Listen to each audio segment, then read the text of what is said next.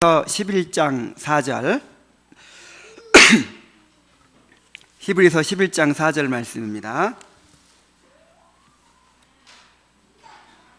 우리 한 목소리로 읽겠습니다. 시작. 믿음으로 아벨은 가인보다 더 나은 제사를 하나님께 드림으로 의로운 자라 하시는 증거를 얻었으니 하나님이 그 예물에 대하여 증언하심이라. 그가 죽었으나 그 믿음으로써 지금도 말하느니라. 아멘. 기도하겠습니다.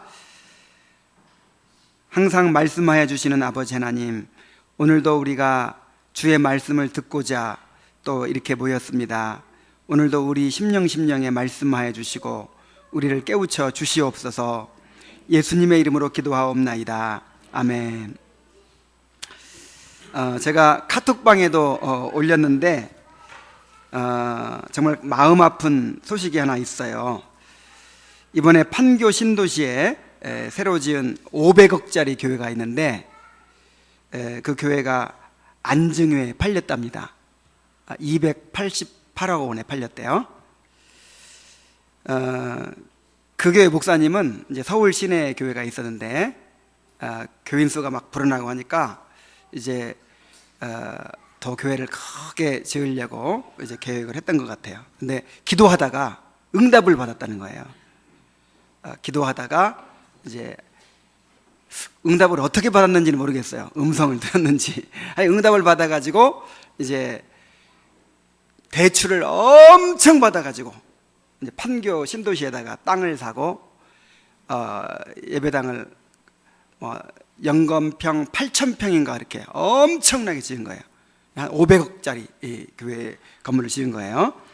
그런데 예상과 다르게 교인들이 이렇게 불어나지도 않고 또 이제 이자를 낼 만큼 헌금이 나오지도 않고 그래가지고 이제 경매로 넘어가는 거를 요즘에 그 부도난 교회들 지금 하나님의 교회에서 다 사들이고 있잖아요. 이 안산에 저쪽에 가면 또 하나 넘어간 것이던데, 그래서 안증회에서 그 건물을 샀어요.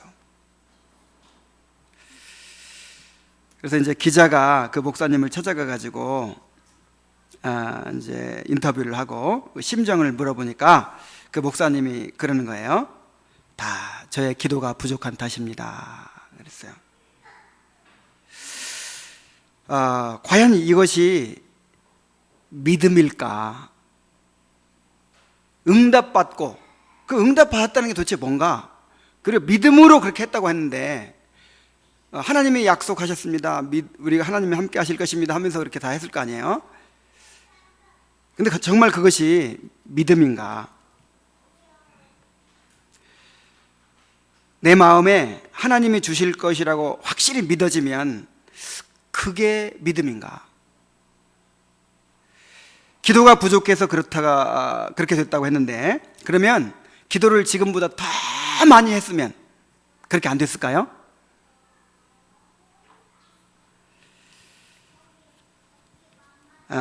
저는 이 가슴 아픈 사건을 보면서 정말 오늘날 교회 안에 이 성경의 믿음과 관계없는 그런 인간의 신념을 믿는 믿음, 그걸 이제 소위 믿음을 믿는다고 그래요. 뭘 믿어요? 내가 믿어지는 거예요. 믿습니다. 믿어져요. 믿어지니까 그 믿음을 믿어요. 누구를 믿어야 되는데? 오늘날의 믿음은요, 믿음을 믿는 믿음이에요. 하나님이 언제 대출 받아가지고 거의 가라 그렇게 말씀하셨을까? 그리고 그렇게 하면 대출 다 갚아주겠다 그렇게 약속이 있어요?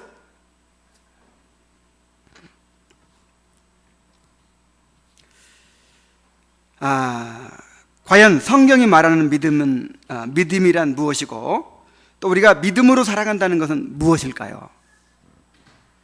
우리가 지난주부터 이제 믿음장 강해를 시작했습니다. 믿음의 위인들의 삶을 이제 살펴보게 될 텐데, 믿음의 위인들의 삶을 믿음으로 살았던 삶의 모델들이거든요. 그 모델들을 한 사람 한 사람 살펴보면서 이제 믿음이란 무엇이고 또 믿음으로 산다는 것이 무엇인지를 확실하게 그렇게 정립하게 되시기 바랍니다. 가장 첫 번째로 등장하는 믿음의 위인이 있습니다. 바로 아벨입니다.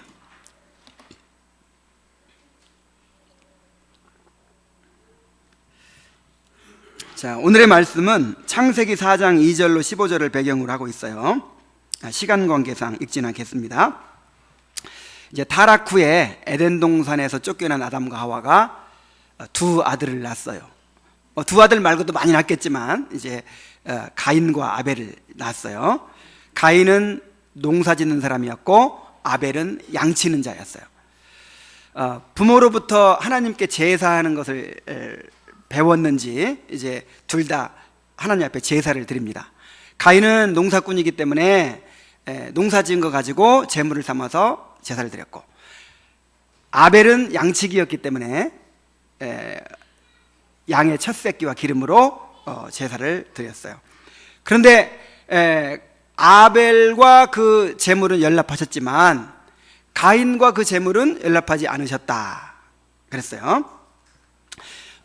그래서 이제 가인이 하나님에 대해서 또 아벨에 대해서 이 분개를 했어요. 안색이 변하고 분개를 해가지고 기회를 노리다가 둘이 들판에 있을 때 아벨을 쳐 죽였어요.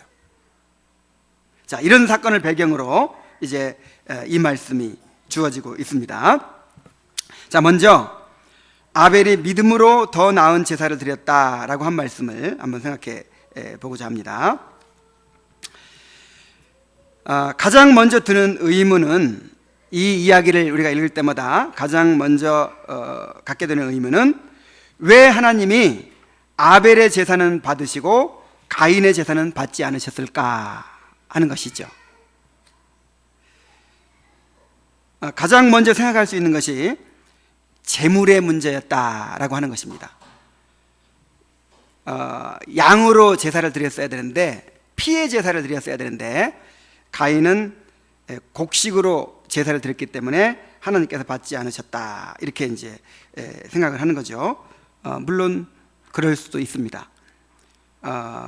그런데 꼭 그렇게만 볼 수 없는 점들이 몇 가지 있어요. 이 모세 시대에 주어진 율법에 따르면 분명히 곡물로도 제사를 드렸어요. 그걸 이제 소제라고 하는데, 이 곡물을 가늘게 빻아가지고 감람류하고 유향하고 함께 이렇게 태워서 드리는 거예요. 이것은 이제 어떤 희생제사가 아니고 뭐 속죄제나 그런 것이 아니고 하나님께 대한 감사, 그 다음에 충성을 고백할 때 자원해서 드리는 제사예요. 그리고 창세기 4장 3절에 나오는 그 제물이라는 말이 이제 히브리어로는 민하라고 하는데, 이게 소제라는 뜻이에요. 소제. 물론 이제 아주 드물게 그 희생제사를 의미하기도 했어요. 근데 대부분에서 이 민하라는 말이 소제라는 뜻으로 쓰였어요.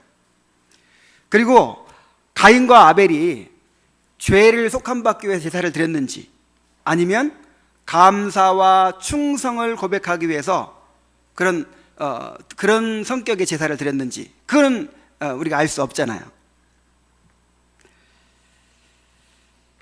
그리고 창세기 4장 4절 5절에 보면은 하나님이 아벨의 제물은 받으시고 가인의 제물은 안 받으셨다, 그렇게 얘기하지 않고 아벨과 그 제물은 받으시고 가인과 그 제물은 받지 않으셨다.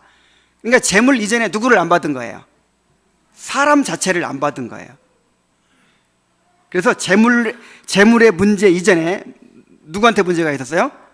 사람에게 문제가 있었던 것이 틀림없어요. 이걸로 봐서도 알아요. 하나님께서 연락지 않으시니까 가인이 어떻게 했어요? 안색이 싹 변하면서 막 분개를 해가지고 아벨을 죽였죠.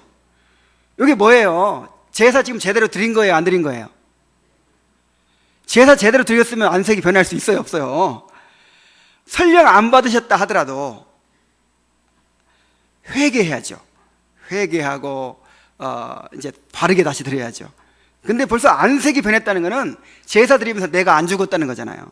내가 굴복되지 않았다는 것이고, 내 죄를 회개하지 않았다는 것이고,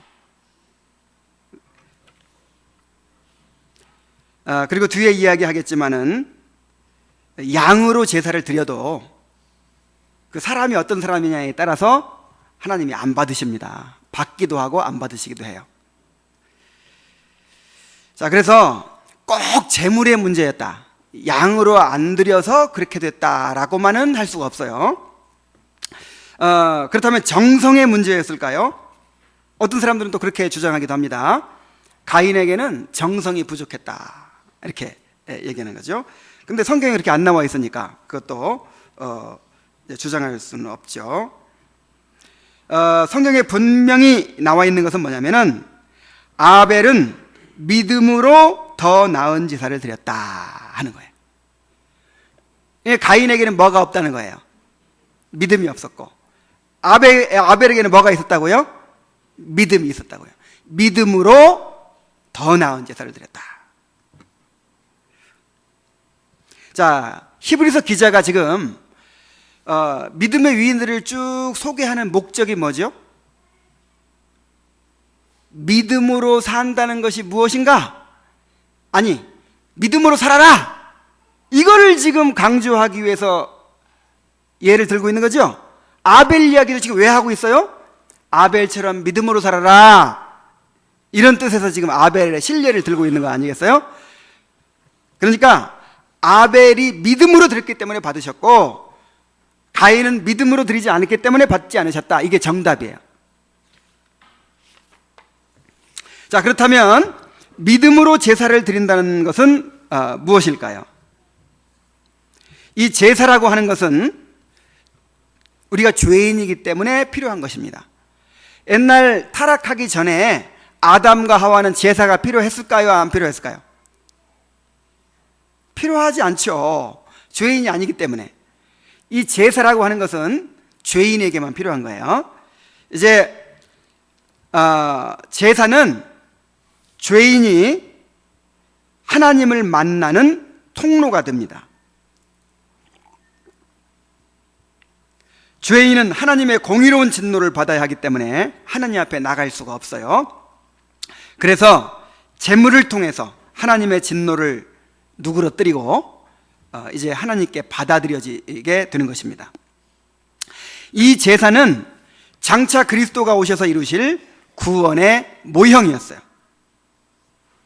아담과 하와가 범죄하고 저주를 받았을 때 하나님께서 은혜의 언약을 세워주셨죠. 창세기 3장 15절에 내가 여자의 후손을 보내서 뱀의 머리를 상하게 하고 내가 너희들을 구원해주고 이제 관계를 다시 회복시켜주겠다, 이런 언약을 주셨습니다.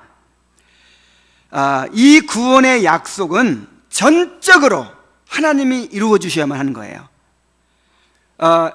하나님과의 관계가 회복되는 것은, 우리의 구원이 이루어지는 것은, 이것은 우리가 어떻게 할 수 있는 게 아니에요. 누가 이루어 주셔야 돼요? 하나님이 이루어 주셔야 돼요. 구원은 처음부터 끝까지 하나님이 이루어 주셔야 되는 것입니다. 그래서 우리에게 필요한 것이 뭐냐? 바로 믿음이에요. 인간에게는 이 하나님의 약속을 받아들이는 믿음이 요구되는 것이죠. 그런데 그 믿음은 어떻게 표현됩니까? 바로 제사를 통해서 표현이 되는 거예요. 그리스도께서 오셔서 이루어 주실 구원을 믿는 믿음으로 제사를 드리는 것입니다. 그래서 아벨이 믿음으로 제사를 드렸다 하는 말은 바로 이러한 믿음으로 하나님께서 이제 장차 여자의 후손을 보내서 이제 우리의 죄를 사하여 주시고 다시 하나님과의 관계를 회복시켜 주실 것을 바라보면서, 그 다음에 이제 에덴을 회복시켜 주실 것을 바라보면서 그렇게 제사를 드렸다는 것입니다. 하나님은 우리에게도 이러한 믿음의 제사를 요구하십니다. 하나님은 제물 자체를 원하시는 것이 아니에요. 우리가 오해하면 안 됩니다. 하나님이 고기 잡수시고 싶어서 양 잡아 제사 드려라 그랬겠어요? 하나님이 동물의 그 사체가 타는 냄새를 좋아하시겠어요? 역겹습니다. 사람도 역겨워요. 그래서 하나님이 그 고기 잡수시려고, 그 냄새 맡으시려고 흠없는 양으로 드려라, 흠없는 수염소로 드려라 그러시겠어요? 하나님이 그 재물을 원하시는 게 아니란 말이에요. 하나님은 재물 자체보다도 재물을 통하여 그의 믿음을 받으시는 것이고, 그 재물을 드리는 사람을 받으시는 거예요. 자신의 죄를 인정하고 통회하면서 자신을 구원해 주실 주님을 의지하기를 원하시는 것입니다. 내 자신을 하나님께 굴복시키고 내어 드리는 그런 헌신을 원하시는 것입니다. 그래서 우리의 모든 예배와 섬김이 바로 이런 것이 되어야 되는 거예요. 우리는 어떤 사람이 기도를 많이 하고 찬양을 뜨겁게 하고 헌금을 힘에 지나도록 드리고 봉사를 열심히 하고 선교 여행을 열심히 하고 막 이러면 뭐라고 그래요? 아, 저 사람 믿음 좋다 그러죠? 아, 정말 신앙 훌륭하다 그러죠? 근데 훌륭한지 안 훌륭한지 우리가 어떻게 알아요? 우리가 드리는 재물, 그것이 신앙이 아니라니까요. 어떤 사람이 소 한 마리를 하나님께 드렸어요. 그럼 그 신앙이 소만큼입니까? 그렇지 않다니까요. 우리가 드리는 기도, 우리가 드리는 봉사, 우리가 드리는 봉헌, 우리가 드리는 어떤 것들이라도 그 자체가 하나님께 받아들여지는 것이 아니고 그것은 그릇일 뿐이에요. 그릇. 우리의 신앙을 담는 그릇일 뿐이에요.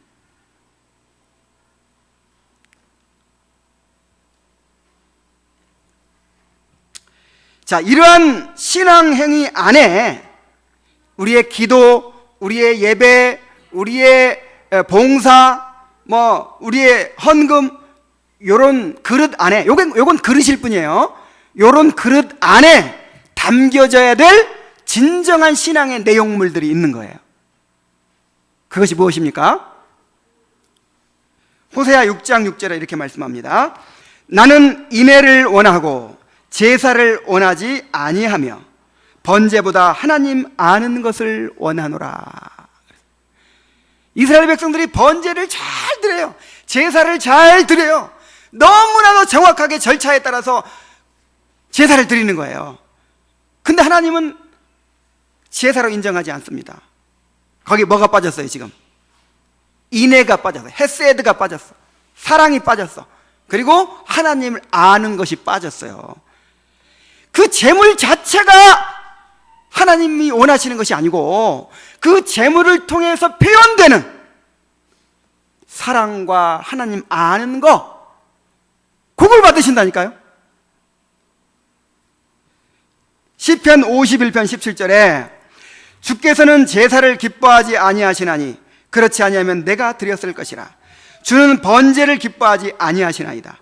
하나님께서 구하시는 제사는 상한 심령이라. 하나님이여 상하고 통회하는 마음을 주께서 멸시하지 아니하시리이다. 그랬어요.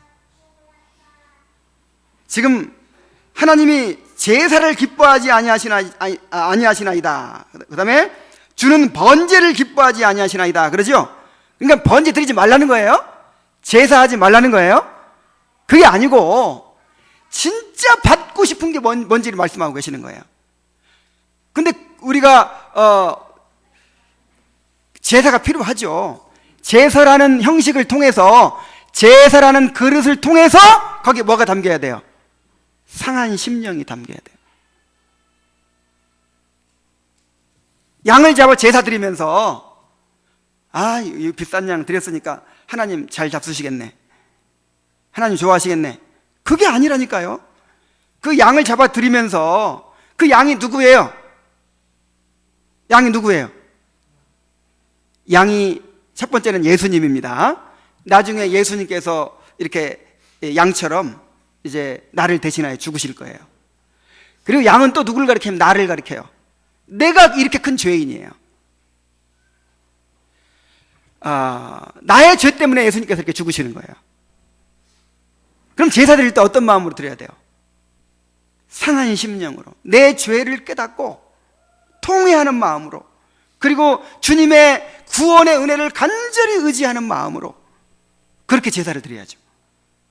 그리고 그 양은 또 무엇을 가리키냐면 내 자신을 이제 하나님께 드리는 걸 또 가리켜요. 양을 불살라 드리면서 내 자신을 주님께 바치는 거예요. 내가 왕 노릇하고 내가 주인 노릇하고 내 마음대로 살던 사람이 제사를 드리면서 어떻게 해야 돼요? 그 제사가 무엇을 의미하느냐면 내가 이제 이 재단에 자신을 바칩니다, 그거예요. 제가 전에 말씀드렸죠. 우리가 드리는 그 헌금이든 뭐 예배든 재물이든 다 대표하는 거라고, 나를 대표하는 거라고요. 그래서 양을 제단에 불살라 드릴 때 누구를 드리는 거예요? 나를 드리는 거예요. 자, 이러한 믿음이 담겨야 된다니까요. 이러한 믿음이. 사무엘상 15장 22절에 사무엘이 이르되 여호와께서 번제와 다른 제사를 그의 목소리를 청종하는 것을 좋아하심같이 좋아하시겠나이까. 순종이 제사보다 낫고 듣는 것이 수양의 기름보다 나으니 그랬어요. 그러니까 순종만 하면 제사 안 드려도 되는구나, 그 뜻이에요? 그게 아니죠. 제사는 드려야죠. 제사를 드리는데 제사를 통해서 받기 원하시는 게 뭐라는 거예요? 순종, 하나님의 말씀을 듣는 것, 하나님의 말씀을 듣고 순종하는 거, 요게 제사라면, 요게 이렇게 한다는 의미로 우리가 예배드리고 제사 드리는 거예요.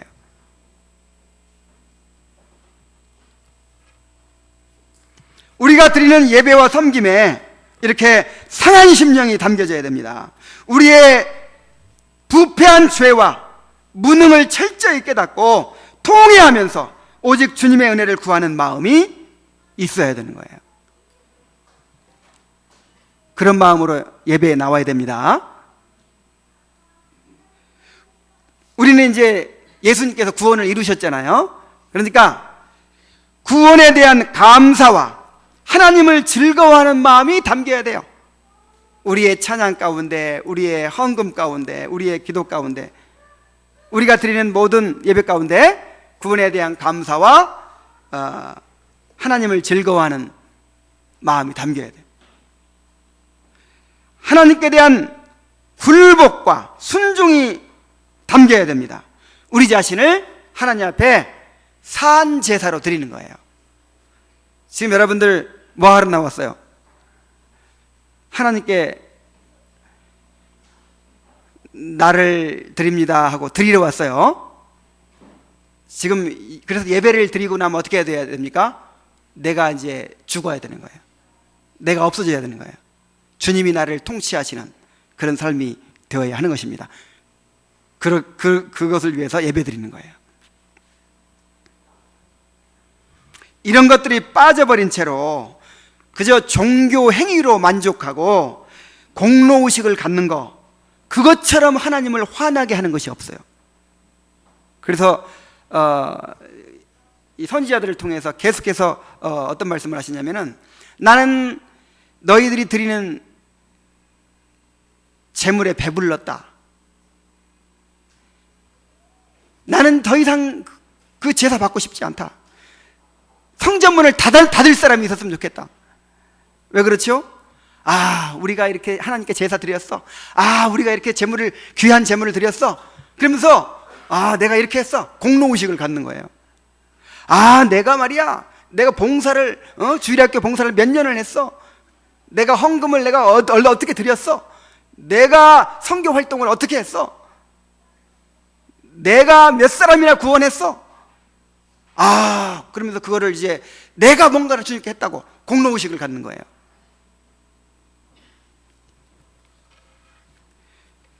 여러분, 절대로 오해하지 마셔야 됩니다. 하나님은 우리의 섬김이 필요한 분이 아닙니다. 우리가 드리는 것은 그 어떤 것도 그 자체로는 하나님께서 받으실 만한 것이 될 수가 없어요. 칼빈은 이런 얘기를 했습니다. 우리의 모든 의는 그것들이 그리스도의 거룩함으로 정화되지 않는 한 하나님 보시기에 불쾌하고 추하고 혐오스러운 것이다. 그러니까 우리는 우리가 막 멋진 찬양을 막 한 달 내내 준비해가지고 딱 드리면 하나님이 그냥 그것 때문에 영광 받으시고, 우리가 또 막 집을 팔아가지고 헌금을 하면 하나님이 그것 때문에 영광 받으시고, 우리가 봉사를 열심히 어떻게 하면 하나님이 그것 때문에 그냥 아이고 나한테 도움이 많이 된다 야 그러면서 영광 받으시고, 그렇게 생각을 하는 사람들이 있어요.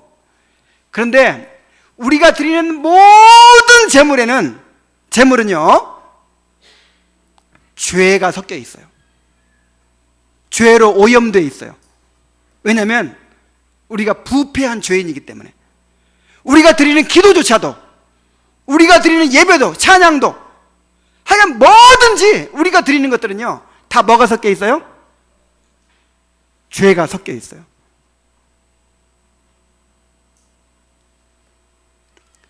그래서 그것들이 그리스도의 거룩함으로 정화되지 않는 한 하나님 보시기에 불쾌하고 추하고 혐오스러운 것이란 말이에요. 우리가 한번 생각을 해보세요. 내가 정말 뭔가 잘했다고 하는 일 한번 생각해 보세요.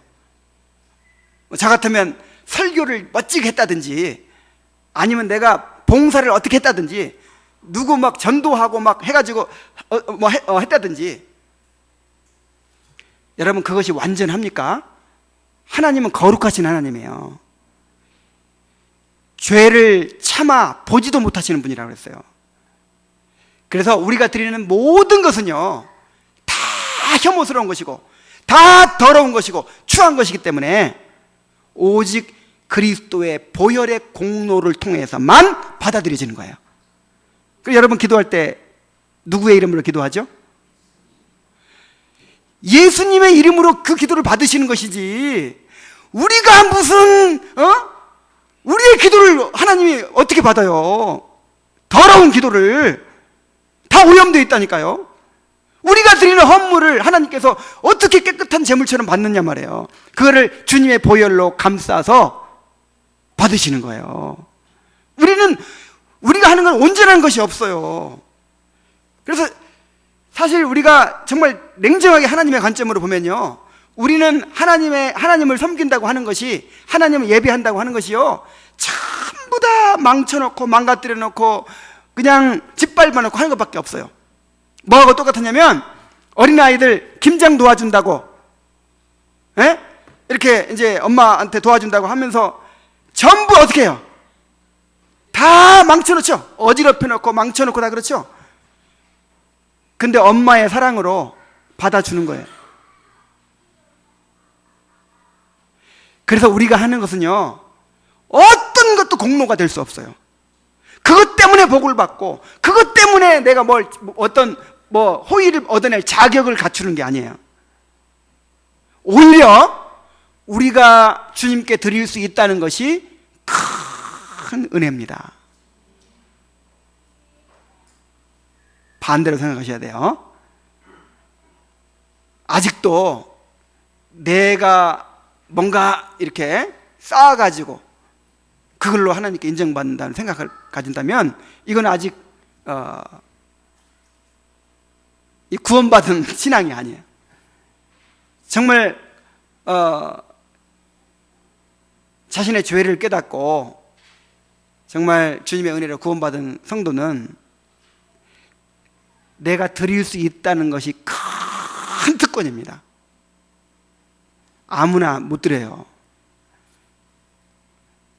우리가 드리는 것이 부족할지라도 그리스도의 보혈의 공로로 하나님께서 받아주십니다. 이것이 얼마나 큰 은혜인지 몰라요.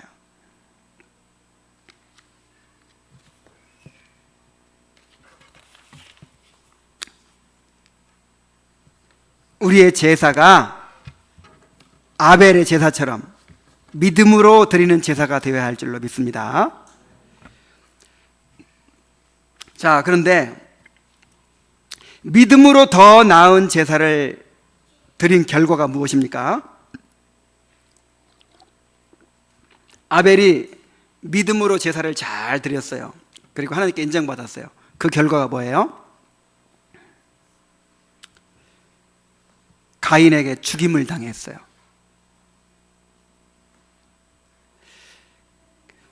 그래서 우리가 한 가지 알 수 있는 것은, 믿음으로 살면, 정말 내가 믿음으로 살면 이 땅에서 복받고 형통하기만 한 것이 아니라는 걸 알 수 있어요. 오히려 세상에서 미움받고 고난을 받게 될 수 있다는 것을 보여주는 거예요. 아벨뿐만 아니라 지금 아벨 다음으로 쭉 이어서 이제 히브리서 기자가 소개하고 있는 사람들이 대개가 그렇습니다. 믿음으로 행하는 결과가 항상 이 땅에서의 복과 형통을 보장하지 않아요. 오히려 믿음으로 사는 것 때문에 세상에서 고난당하는 경우가 더 많아요. 히브리서 기자가 굳이 이런 사람들을 소개하는 이유가 무엇입니까? 지금 히브리서 기자는 왜 믿음의 위인들을 소개하고 있죠? 지금 고난 중에 있는 성도들을 격려하기 위해 쓰여진 편지예요. 그래서 고난당하고 있는 성도들에게 아벨을 소개하면서, 또 아브라함을 소개하면서, 모세를 소개하면서, 그 다음에 고난당했던 성도를 소개하면서 너희들도 믿음으로 끝까지 고난을 이겨내라 하는 메시지를 주고 있는 것입니다. 실제로 이 히브리서를 히브리서 지금 쓸 당시에 핍박이 있었죠. 그 핍박이 언제 끝났어요? 그 후로 250년 이상 계속 핍박이 계속되는 거예요.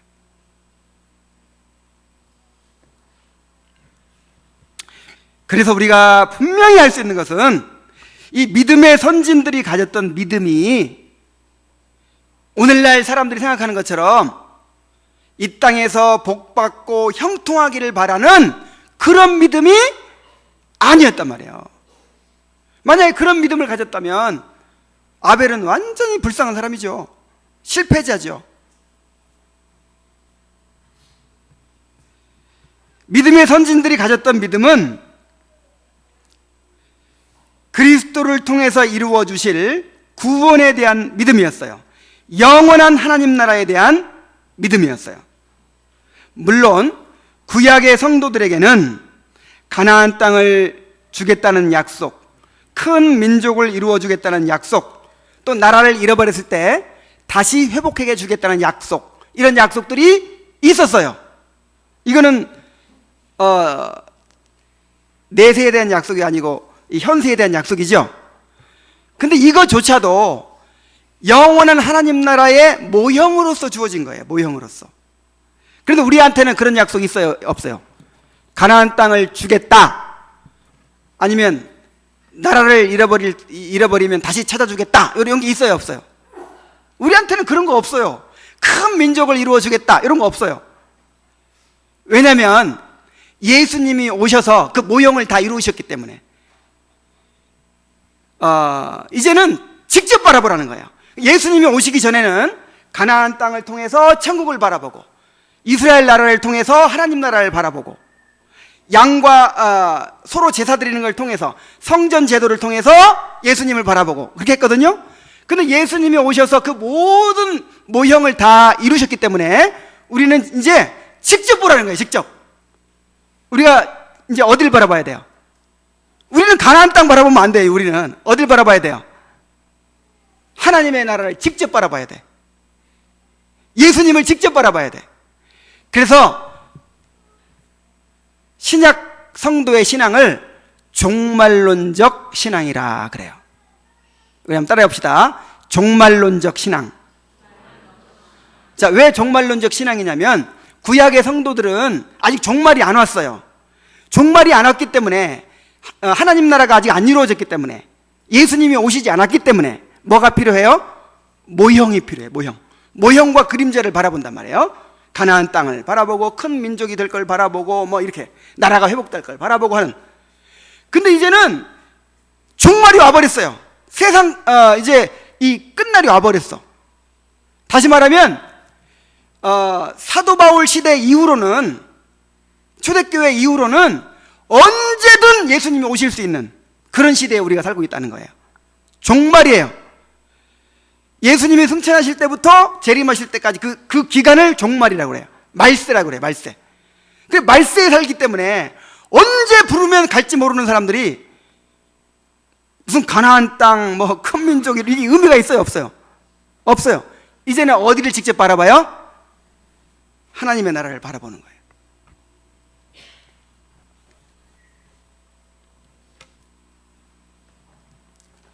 자, 다시 한번 우리가 가져야 될 믿음을 정리해 보겠습니다. 우리가 어떤 믿음을 가져야 됩니까?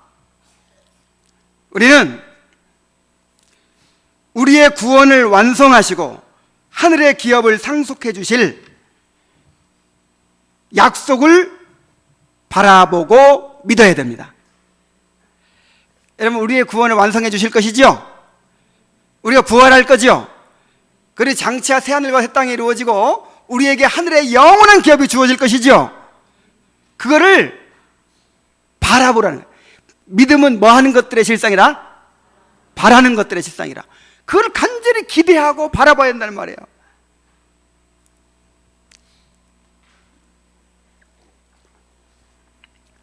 정말 이걸 안 바라봐서 큰일이야. 이걸 안 바라봐가지고 지금 오늘날 한국교회가 이 지경이 됐어요. 칼빈이 기독교 강요에서 이 성화의 3가지 요소를 얘기했어요. 뭐의 요소? 성화의 3가지 요소. 첫째가 뭐냐면 자기 부인이에요. 자기 부인. 그러니까 내가 주인 노릇하고 내가 왕 노릇하지 말고 그리스도의 통치에 굴복하라는 거죠. 나를 부인해야 됩니다. 이게 신앙의 핵심이에요. 이게 그리스도께서 나를 통치하시는 삶이 이루어지도록 항상 자기 부인을 하고 살아야 돼. 그 다음에 2번째 요소가 뭐냐? 십자가라고 그랬어요. 십자가는 뭐냐면 고난을 말하는 거예요. 자, 우리가 이 땅에 살아가면서 고난이 있어요, 없어요? 예수 잘 믿으면 고난을 면제해 줍니까? 면제해 주기는 커녕 뭐라 그랬죠? 그리스도와 함께 영광을 받기 위하여 고난도 받아야 될 것이니라. 현재의 고난은 장차 나타날 영광과 좋게 비교할 수 없도다 그랬어요. 현재는 이생을 말해요. 이생. 이 땅에 사는 삶. 그리고 장차는 예수님 이제 재림하실 내세를 말하는 거예요. 그래서 현세에서는 뭐 받게 돼 있어요? 고난 받게 돼 있어요. 십자가를 지고 가게 돼 있어요. 그것도 얼마 만에 한 번씩 지라 그랬어요? 날마다. 자기를 부인하고 날마다 십자가를 지고 나를 쫓으라 그랬어요. 그래서 성화의 2번째 요소가 십자가. 그러니까 자기를 부인하고 날마다 십자가 지고 얼마나 힘들어요. 그거 어떻게 하겠어? 그러니까 3번째 요소는 뭐냐? 우리에게 허락된 영광스러운 하늘의 기업을 바라보는 것이라 그랬어요. 이 3가지가 성화의 3요소예요. 자, 첫째는 뭐고? 자기를 부인하는. 둘째는 십자가를 받아들이는 거예요. 기꺼이 십자가를 지는 거예요. 그리고 3번째는 하늘의 영광스러운 기업을 바라보는 거야. 근데 오늘날 그리스도인들은 정반대로 살아가고 있어요. 자기 부인을 위해서 예수 믿어요? 내가 왜 이러고 살아? 내가 누군데? 그래서 더 행복해지려고 더 대접받으려고 예수 믿어.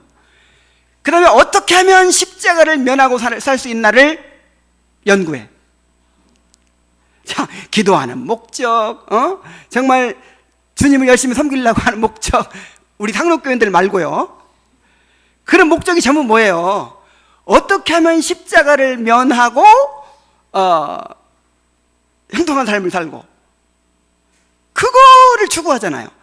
그 다음에 하늘의 기업을 바라봐요? 이 땅의 기업을 바라봐요? 이 땅에서 잘 되고, 이 땅에서 높아지고, 이 땅에서 복 받는 거, 그거를 추구하며 살아요. 그러니까 성화가 되겠어요, 안 되겠어요? 성화가 아니라 악화가 되지. 그래서 교회를 다니고, 그렇게, 우리 한국 그리스도인처럼 그렇게 예배 많이 참석하는 사람이 없대요. 그렇게 기도 많이 하는 사람이 없대요. 근데 그렇게 세상 사람하고 똑같은 사람들도 없는 거야. 오히려 세상으로부터 지탄을 받아요. 그러니까 세상에 앞서가는 그 가치관을 못 따라가요, 그 교회가.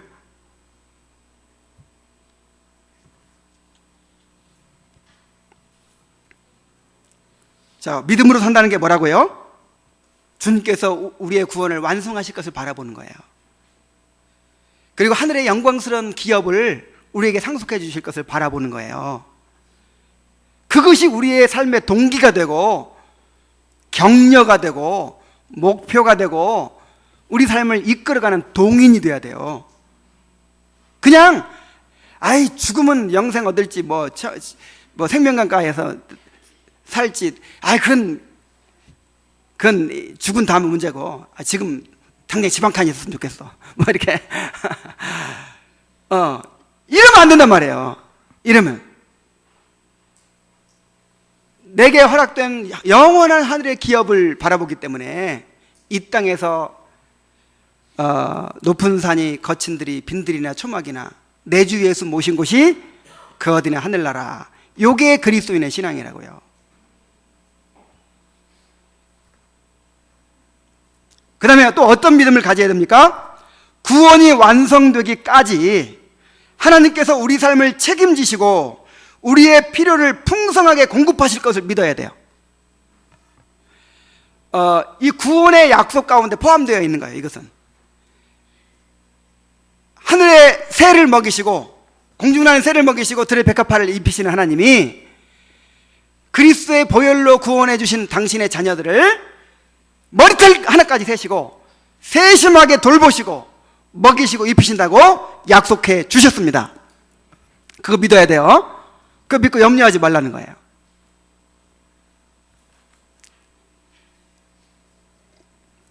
그리고 우리에게 어떤 일이 일어나더라도 모든 일을 합력하여 선을 이루어 주실 것을 믿어야 돼요. 모든 염려를 하나님께 맡기고 먼저 그의 나라와 그의 의를 구하는 그런 믿음을 가져야 됩니다. 이것이 믿음으로 산다는 의미예요. 그러니까 이걸 잘 생각해야 돼요.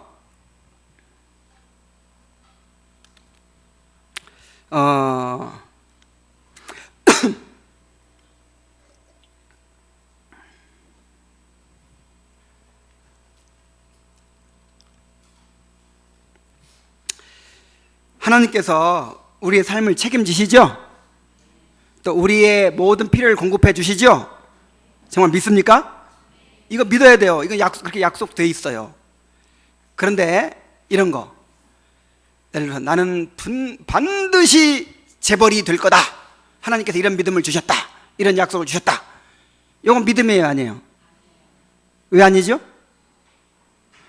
그런 약속은 언제 했어요? 성경에 어디 그런 약속이 있어?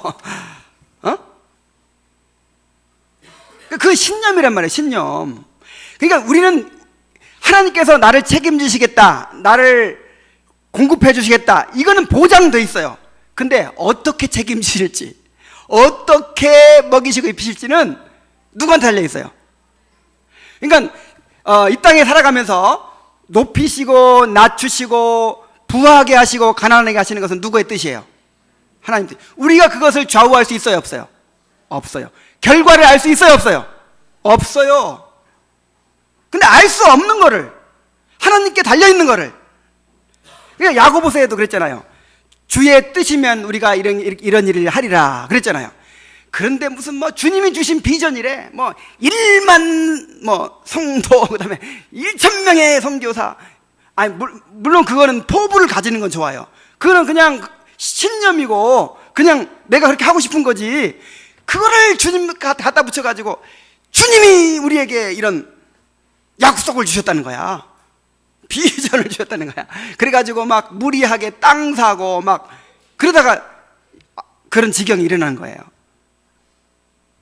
나중에 또 이거는 계속해서 이런 부분에 대해서는 또 말씀을 드리겠습니다. 4절 말씀 다시 읽습니다. 믿음으로 아벨은 가인보다 더 나은 제사를 하나님께 드림으로 의로운 자라 하시는 증거를 얻었으니 하나님이 그 예물에 대하여 증언하심이라. 그가 죽었으나 그 믿음으로써 지금도 말하느니라. 자, 하나님이 그 예물에 대하여 증언하셨다, 인정하셨다, 그 뜻이에요. 여기서 증언은 인정해 주셨고, 그가 죽었으나 믿음으로써 지금도 말하느니라 그랬어요. 자, 인간적으로 보면 아벨의 삶이 실패한 것처럼 보입니다. 그러나 결코 실패한 것이 아니었어요. 만일 아벨이 이 땅의 행복을 추구했다면 그는 비참한 실패자가 되었을 것입니다. 그러나 그가 얻고자 했던 것이 이 땅의 것들이 아니었기 때문에 그의 삶은 결코 실패한 것이 아니었어요. 일단 그는 하나님께 의로운 자라는 인정을 받았어요. 이보다 더 큰 성공이 어디 있어요? 하나님께 의로운 자다 이렇게 인정받았어요. 그리고 그는 죽었으나 지금도 여전히 말하고 있다 그랬어요. 아벨은 죽었지만 그가 행한 일은 남았다 이 말이에요. 그가 행한 일은 가치 있는 일이었기 때문에 영원히 남아서 지금도 믿음에 대해서 말하고 있다는 거예요. 지금도 여전히 우리에게 하나님이 원하시는 믿음의 제사가 어떤 것인지를 말해주고 있다는 거예요. 그는 짧은 삶을 살았지만 그가 행한 일이 영원히 남았습니다. 믿음의 삶에 대해서, 믿음으로 드리는 예배에 대해서 영원한 모델이 됐어요. 그래서 우리가 예배하면 누구의 제사? 아벨의 제사. 오늘도 지금 아벨에 대해 설교하고 있잖아요. 그러니까 사람들 보기에 성공과 실패가 반드시 하나님 보시기에도 동일한 것이 아닌 거예요. 사람들 보기에는 참 비참하게 실패한 것처럼 보였지만 하나님 보시기에 아벨은 크게 성공한 사람이었어요. 아벨만큼만 살 수 있으면 이건 이보다 더 큰 성공이 없는 거예요. 우리가 아벨 같은 삶을 추구해야 될 줄로 믿습니다. 세상에서 미움받고 고난을 당하더라도 믿음으로 살아야 돼요. 하나님이 인정하시는 삶을 살아야 돼요. 우리의 행한 것이 영원히 남는 그런 삶을 살아야 돼요. 특히 믿음으로 예배하는 삶을 살아야 돼요. 믿음은 무엇보다도 예배를 통해서 드러나게 됩니다. 이제 믿음의 사람들을 열거하면서 맨 처음에 아벨의 믿음을 얘기하고, 다음으로 에녹의 믿음을 이야기하고, 다음으로 모세의 믿음을 이야기해요. 아벨의 믿음은 무슨 믿음입니까? 예배하는 믿음. 에녹의 믿음은 무슨 믿음이에요? 하나님과 동행하는 믿음. 노아의 믿음은 무슨 믿음이에요? 하나님을 위해서 일하는 믿음이에요. 이것이 우연히 이렇게 된 것이 아니에요. 우리에게 좀 중요한 의미를 제시해주고 있는 거예요. 우리의 믿음이 가장 먼저 어디서 드러나야 됩니까? 예배에서 드러나야 돼요. 예배하는 믿음을 가져야 돼요. 예배를 잘 드리는 사람이 일상생활 속에서, 현실 삶 속에서 주님과 동행할 수 있습니다. 그리고 예배를 하나님께 잘 드리고 일상생활 속에서 주님과 동행하는 사람이 주님께 쓰임받을 수 있는 거예요. 한번 반대가 됐다고 생각해 봅시다. 예배를 제대로 드리지 못해요. 예배에서는 실패했어요. 그 사람이 열심히 주님 섬기면 어떻게 됩니까? 사울 되는 거예요. 사울.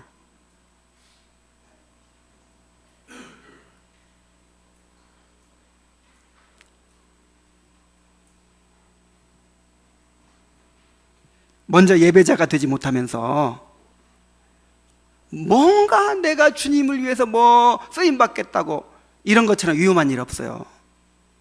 여러분 아까 말씀드렸죠? 우리가 아무리 큰 일을 이루더라도 그건 단지 뭐에 불과하다고? 그릇이라고 해요. 그릇. 거기에 우리의 신앙이 담겨야 된다고요.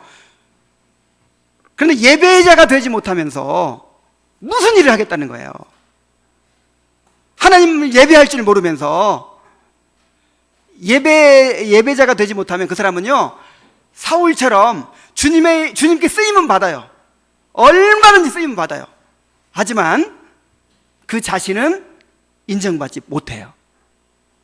하나님께 쓰임 받는 것과 인정받는 것은 별개일 수 있는 거예요. 먼저 예배자가 되시기 바랍니다. 하나님을 믿음으로 예배하는 사람들이 되시기 바랍니다. 아벨 같은 믿음을 본받는 성도들 되시길 바랍니다. 네, 기도하겠습니다.